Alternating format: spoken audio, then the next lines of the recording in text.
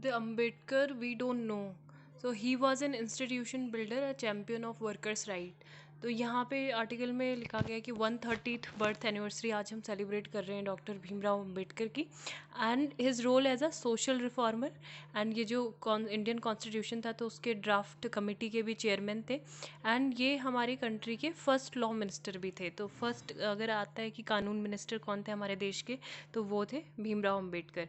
लेकिन इसके अलावा इनको काफ़ी सारी उपाधियों से भी नवाजा गया था, जिसमें एक इनको डिस्टिंग्विश्ड इकोनॉमिस्ट बोला जाता था, active politician, eminent lawyer, labour leader, great parliamentarian, fine scholar, anthropologist, orator, and the country has mark the beginning of the Azadi ka Amrit Mahotsav. तो अभी हमने recently 75 years of independence celebrate करने के लिए आज़ादी का अमृत महोत्सव भी हम सेलिब्रेट कर रहे हैं। तो ये काफ़ी ज़्यादा इम्पॉर्टेंट है कि जो इनके आइडियाज़ हैं और जो इनकी लाइफ थी और इनका जो रोल था नेशन बिल्डर और इनके जो एक्शन थे, तो उनको आगे भी कंसिडर किया जाए to strengthen the social fabric and build a just society and stronger nation. तो अगर हम बात करें the Reserve Bank of India की, तो इन्होंने कॉन्सेप्शुलाइज किया था from the Hilton Young Commission recommendation, which considered Ambedkar's guidelines laid out the problem of the rupees and the origin and its solution. तो ये लेबर मेंबर थे वॉइस राय एग्जीक्यूटिव काउंसिल में 1942 से 1946 तक, एंड इन्होंने काफ़ी सारी पॉलिसीज़ को इवॉल्व किया था। वो वाटर से रिलेटेड, पावर से रिलेटेड और लेबर वेलफेयर सेक्टर से related, and his far sightedness helped in establishing the central water commission. तो हमें जो सेंट्रल CWC के बारे में देखने को मिलता है, तो वो उसके पीछे कहीं ना कहीं डॉक्टर भीमराव अम्बेडकर जी के ही आइडिया थे। And the form of the central waterways and irrigation and navigation commission, central technical power board and integrated water resource management, and through the establishment of the river valley authority, which actively considered projects like जैसे Damodar valley project है, सोन river valley project है, Mahanadi Hirakud project, Kosi and other on the Chambal and rivers of the Deccan region. Inter state water dispute देखने को मिलता है 1956 का, river board act 1956 का। तो ये सारे इनके विज़न से ही इमर्ज होके आए हैं। एंड अम्बेडकर एक वॉइस थे जो डिप्रेस्ड क्लासेस थी ऑफ एवरी प्लेटफॉर्म, एंड जो राउंड टेबल कॉन्फ्रेंस थी तो उसमें भी रिप्रेजेंटेटिव थे, और उन्होंने लेबर और उनकी जो कंडीशंस थी पीजेंट्स की, तो उसके लिए काफ़ी ज़्यादा अपनी बातें रखी थी। During the Bombay assembly Poona session 1937 में जब हुआ था, तो उन्होंने इंट्रोड्यूस किया था बिल टू एबॉलिश द खोटी सिस्टम ऑफ लैंड टेन्योर इन कोंकण। ठीक है, तो ये सारी चीज़ें उनके द्वारा की गई थी, और मेंबर थे वो बॉम्बे असेंबली के। तो उन्होंने एक बिल का अपोज किया था, इंडस्ट्रियल डिस्प्यूट बिल, जो 1937 का इंडस्ट्रियल डिस्प्यूट बिल था। तो उसको मतलब ये क्या करता था, ये बिल वर्कर्स का जो राइट है, राइट टू स्ट्राइक, तो वो उसको ये रिमूव करता था। तो उन्होंने कहा कि लेबर्स को तो स्ट्राइक करने का राइट होना ही चाहिए, और as a labour member he advocated कि उनके लिए क्या होनी चाहिए, fair condition of life and work instead of securing fair condition of work. ठीक है, तो उन्होंने कहा कि मेन ये है कि उनके लिए जो लाइफ है वो उस फेयर कंडीशन वाली लाइफ होनी चाहिए, and lead out the basic structure of the government labour policy. तो इन्होंने वर्किंग आवर्स पे भी काफ़ी ज़्यादा मतलब जो रिडक्शन है उस पर भी फोकस किया था, और जो एम्प्लॉयमेंट है वुमेन का, underground work in coal mines, तो वहाँ पे भी बैन की बात की गई थी कि वहाँ पे बैन होना चाहिए। और ओवर टाइम जो प्रोविजंस है, पेड लीव, मिनिमम वेजेस, ये भी इंट्रोड्यूस किया गया था। एंड उन्होंने और हेल्प किया कि इक्वल पे होना चाहिए इक्वल वर्क के लिए, कि अगर आप समान तरीके का कार्य कर रहे हैं तो आपको समान तनख्वाह भी उसके लिए मिलनी चाहिए, respective of sex and maternity benefits. And इसके अलावा उन्होंने लेबर मूवमेंट में काफ़ी ज़्यादा जो कम्युनिस्ट लेबर मूवमेंट था उसको अपोज किया, and their extra territorial loyalties and the Marxian approach of controlling all means of production. और अगर हम बात करें कॉन्स्टिट्यूशन ड्राफ्टिंग कमेटी की एज अ चेयरमैन, तो उन्होंने मेटिकुलस मेजर्स लिए एक अच्छी सोसाइटी को बिल्ड करने के लिए, लिबर्टी, इक्वलिटी, फ्रेटर्निटी, और universal adult franchises ensured that women had the right to vote immediately after independence। ठीक है, इसके अलावा अगर हम बात करें तो अंबेडकर जी का बहुत ज़्यादा योगदान था हिंदू कोड बिल में। ये एक रिवॉल्यूशनरी मेजर था टुवर्ड्स, मतलब वुमेन जो फेस करती थी कि इनहेरिटेंस राइट उनको नहीं है, राइट टू अडॉप्ट का राइट नहीं है, तो ये सब भी उन्होंने उनके लिए काम किया। He contributed to developing federal finance. इसके अलावा pro people, pro poor welfare policies and program for the of the Prime Minister Narendra Modi led government, the central government is leaving no stone unturned to improve the lives of citizens through their social, economic and political empowerment। इसमें ही जैसे जैसे जो development है पंचतीर्थ का, पंचतीर्थ जैसे जन्मभूमि महो को बोल दिया है, शिक्षा भूमि लंदन एंड चैत्य भूमि मुंबई, दीक्षा भूमि नागपुर एंड महापरिनिर्वाण भूमि दिल्ली। तो ये एक स्टेप्स हैं टुवर्ड्स इंश्योरिंग एन जो अंबेडकर की मतलब जो लेगेसी है उसको अप्रोप्रिएट तरीके से याद रखने का। एंड द नेशनलिस्ट रिफॉर्मर, और जैसे मुद्रा स्कीम है उसके सक्सेसफुल इम्प्लीमेंटेशन हो रहा है लोन्स को अवेल करने में।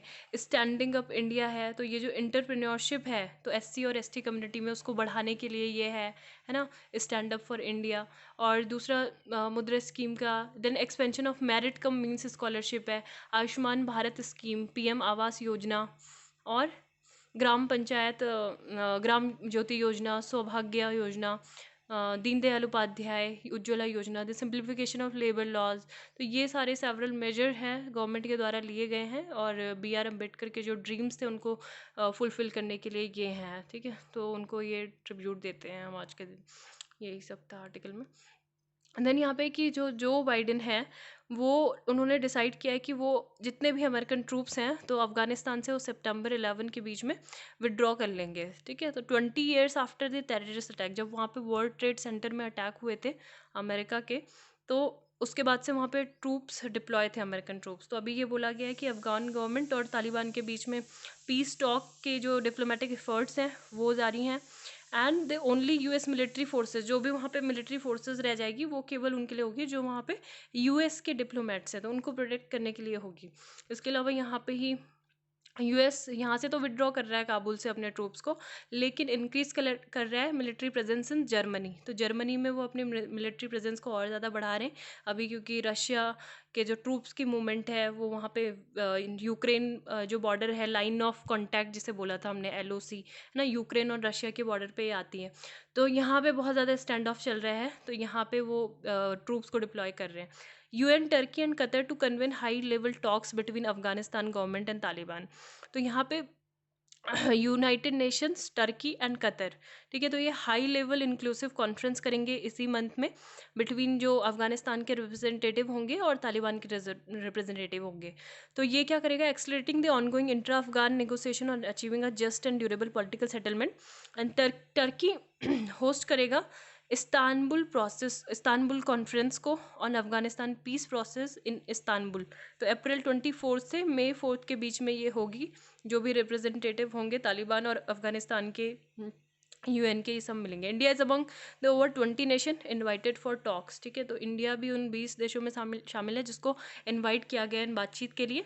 और ये जो कॉन्फ्रेंस है वो फोकस करेगी on helping the negotiating parties reach a set of shared foundational principal that reflect N agreed vision for a future Afghanistan, की किस तरीके से क्या रोड मैप होने वाला है, फ्यूचर पॉलिटिकल सेटलमेंट क्या होता है, and end to the conflict, जो भी कॉन्फ्लिक्ट वहाँ पे चल रहा है, तो ये सब चीज़ें होंगी वहाँ पे। इंपॉर्टेंट अपॉर्चुनिटी होगी ये दोनों ही पार्टनर्स के लिए, सारे ही पार्टनर्स के लिए, to reiterate support for the people of Afghanistan of their part toward inclusive peace and stability and prosperity.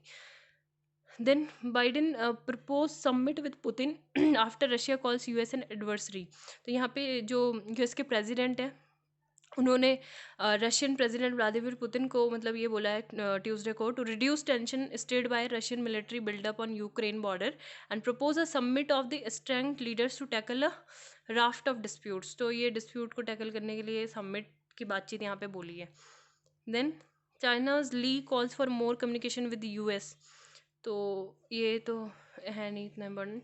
Japan to start releasing Fukushima water into the ocean in 2 years। तो यहाँ पे बहुत ही मतलब बड़ा ये चीज़ कर रहे हैं। तो यहाँ के जो प्राइम मिनिस्टर हैं जापान के, योशीदे सुगा, तो इनको ये कह रहा है कि इनको बहुत ज़्यादा मतलब मोस्ट रियलिस्टिक ऑप्शन जो ये लग रहा है, तो वो यही लग रहा है कि वाटर का डिस्पोज करना है तो वो पैसिफिक ओशन में कर दो, है ना। कहाँ का ये जो पावर प्लांट है फुकुशिमा का, तो ये डिसाइड कर रहे हैं। तो इससे काफ़ी सारे कंसर्न है, क्योंकि अगर आप ये मतलब पूरा ये केमिकल वगैरह बेस्ड जो ये फुकुशिमा न्यूक्लियर प्लांट है, तो इसका अगर आप वाटर आप रिलीज़ करोगे ओशन में, तो वहाँ की जो फिशरीज इंडस्ट्री है, एनवायरनमेंट इम्पैक्ट इसके बहुत ज़्यादा ड्रेस्टिक होने वाले हैं। और the accumulating water has been stored in tanks at the Fukushima Daiichi plant since 2011, and when a massive earthquake tsunami damaged its reactor, their cooling water became contaminated and began leaking। तो जो cooling water था ये contaminated भी है बहुत ज़्यादा, और अभी ये बोल रहा है कि जो इसकी स्टोरेज कैपेसिटी है वो अगले मतलब आने वाले 1 साल में वो पूरा ज़्यादा हो जाएगी, है ना। इस वजह से ये रिलीज़ करना चाहते हैं। And Japan will abide by international rules for release, obtain support from the IAEA। तो इंटरनेशनल एटॉमिक एनर्जी एजेंसी से मतलब इनको सपोर्ट चाहिए होगा। Others and ensure disclosure of data and transparency to gain understanding of the international community. ठीक है। तो China south Korea ने अपने सीरियस कंसर्न रेज किए हैं इससे related, and government has said it will do the utmost to support local fisheries. Then यहाँ पे IEA के बारे में 2 जगह पे आया है, यहाँ पे भी आया है द इंटरनेशनल एटॉमिक एजेंसी, तो इसके बारे में भी देख लेंगे क्या है। यहाँ पे Iran to begin 60% uranium enrichment after nuclear site incident. तो उसको एक्ट ऑफ टेरर बोला था ईरान ने कि इसराइल ने ये अटैक कराया है यहाँ पर, और जब से उन्होंने डिक्लेयर किया था कि वो न्यूक्लियर इनरिचमेंट कर रहे हैं ना, यूरेनियम का इनरिचमेंट कर रहे हैं, और अभी 60% इनरिचमेंट की अनाउंसिंग उन्होंने की है। चीफ न्यूक्लियर नेगोशिएटर जो अब्बास हैं, उनका ये कहना है कि Iran would introduce 1000 more centrifuge machine ये लगाएंगे नेटान्स, जो न्यूक्लियर इंस्टॉलेशन है अभी जो रिसेंटली हिट हुआ था, एक्सप्लोजन वहाँ पे हुआ था संडे में, act of sabotage by Israel. तो IAEA के बारे में एक बार देख लेते हैं।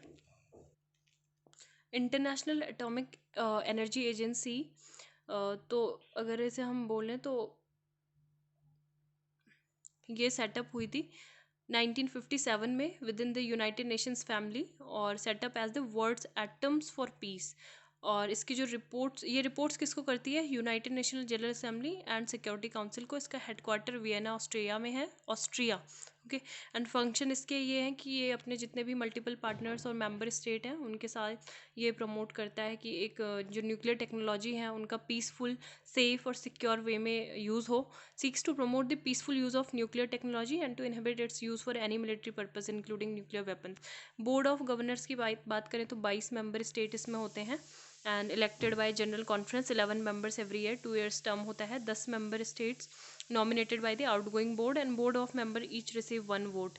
फंक्शंस यही होते हैं कि इनको रिकमेंडेशन देना general conference on IAEA activities on budget, फिर जो भी इनसे इनकी रिलेटेड जो पॉलिसी होती है उसके लिए रिस्पॉन्सिबल होना, appoints to director general subject to जो general conference approval. Then programmes, PACT programme of action for cancer therapy, human health programme, water ability enhancement project, international project on innovative nuclear reactors for fuel cycles 2000। तो ये इसके काम होते हैं।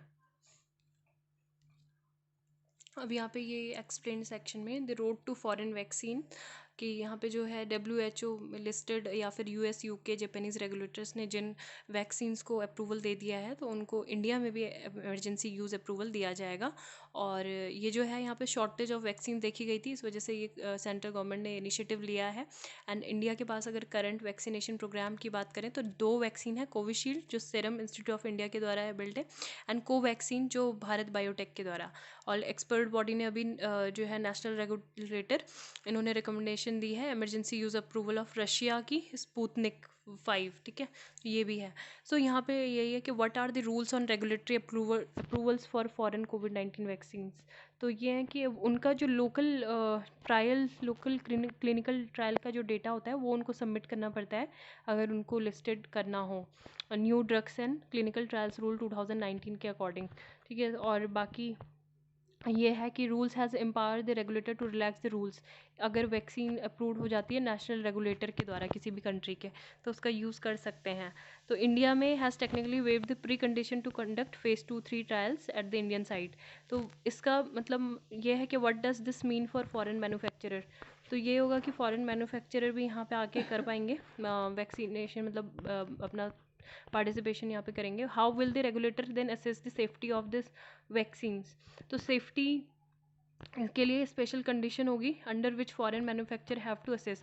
तो पहले जो 100 बेनिफिशरी होंगे 7 डेज तक उनके जो सेफ्टी आउटकम्स होंगे उनको असेस करेंगे, जब मतलब पूरे अगर फर्दर इम्यूनाइजेशन प्रोग्राम अगर इंडिया में रन करना है तो अगर अप्रूवल मिल जाता है तो इसको मतलब ग्रीन लाइट दे दी जाएगी। What are the implication of the changes. तो चेंजेस ये है कि decision will facilitate quicker access to such foreign vaccine and second it will be the first time that India start importing foreign vaccine for कोविड-19। क्योंकि अभी हम जो भी कर रहे हैं वो हमारी जो वैक्सीन्स हैं मैन्युफैक्चर्ड हो रही हैं डोमेस्टिकली। ठीक है, वैक्सीनेशन ड्राइव स्पुतनिक 5 भी है, ये भी इंडिया में ही मैन्युफैक्चर हो रही है, लेकिन कोलाब्रेशन किसका हो रहा है, जो रशिया के डेवलपर्स हैं उनका। Third, local manufacturer can import the vaccines in bulk from the foreign companies, और हम यूटिलाइज कर सकते हैं their domestic infrastructure to fill this India. Which companies are likely to benefit. तो मेनली जो यूएस की फार्मा जायंट है Johnson and Johnson, ठीक है, तो ये बेनिफिट कर सकती हैं अगर इंडिया में इस तरीके का अप्रूवल इनको मिल जाता है। एंड फाइज़र एमरजेंसी यूज़ इसको मिल सकता है अगर यहाँ पे जो कंडीशन है वो भी मतलब ऐसी हो जाए, जो स्टोरेज कैपेसिटी है वो हम कुछ उस पर ध्यान दें। देन कोवोवैक्स एक है, ठीक है, move opens up a door for Serum Institute to seek speedier approval for Covovax. तो ये COVID vaccine developed by the Novavax के द्वारा, अमेरिकन वैक्सीन मेकर है, उन्होंने बनाई है, तो उसको भी अप्रूवल मिल सकता है। How much will the dose cost. तो यहाँ पे यही बोला जा रहा है कि कोवैक्सीन और कोविशील्ड जो है 250 रुपीज़ डोज पर डोज ये है इन प्राइवेट हॉस्पिटल। और मिनिस्ट्री ने मतलब जो फाइज़र वैक्सीन है वो 1431 रुपये की है, not including overhead cost and taxes. And जो सिंगल डोज का प्राइस है वो 2000 से मतलब 2500 के बीच में है। फॉर मॉडर्ना वैक्सीन 5650 रुपये किसके हैं, जो चाइनीज़ वैक्सीन है सिनोफार्म एंड सिनोवैक। तो क्या हम चाइनीज़ वैक्सीन का यूज़ कर सकते हैं, इंडिया इंपोर्ट कर सकता है। तो यहाँ पे ये कि मतलब अभी तो इंपोर्ट नहीं कर सकते, लेकिन WHO में अगर उस वो लिस्टेड है वैक्सीन तो उसके थ्रू हम कर सकते हैं। और which newer vaccines are expected to figure in the WHO EUL list. तो ये सिनोफार्म है, सिनोफार्म ने ही एक मतलब कंपनी है जो बनाई है इन्होंने, BBIBPCORV। और another vaccine is developed by Beijing based bio pharmaceutical company CoronaVac. तो यही सब है इसमें। देन नेक्स्ट,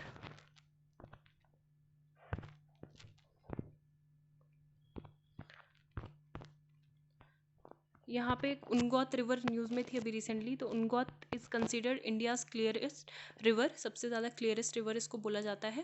एंड यहाँ पे जो वेस्ट जयंतिया हिल डिस्ट्रिक्ट है मेघालय, तो यहाँ पे फ्लो करती है। River is the natural boundary between Ri Pnar and Hima Khyrim of Khasi hills. And Dawki bridge यहाँ पे है, is a suspension bridge over the Umngot river. India की क्लियरेस्ट रिवर है ये, ठीक है। देन नेक्स्ट यहाँ पे एक advanced antiquities system management system है, directorate of archives and archaeology ने गोवा गवर्नमेंट इनॉग्रेट किया है इन्होंने AAMS system. It has claim that it is the first such system in India for storage of antiquities. तो 83 जो कैटलॉग्स होंगे यहाँ पे एट प्रेजेंट यहाँ पे हैं इसमें, ठीक है। तो it is placed at Goa's DA in Panaji. Iran के न्यूक्लियर प्रोग्राम के बारे में ऑलरेडी हमने डिस्कस किया कि ये 2015 की न्यूक्लियर डील थी, और ये है इनका जो नटांज न्यूक्लियर फैसिलिटी है, ठीक है। देन वियना टॉक्स के बारे में अगर बात करें तो ये जो ट्रम्प ने इम्पोज किए थे, री इम्पोज ऑन ईरान, जो भी इकोनॉमिक सैंक्शन थे, तो उस पर फोकस करता है कि वो उसको लिफ्ट करना है। And it also focuses on bringing Iran back into compliance after it responded by suspending several of its own commitment.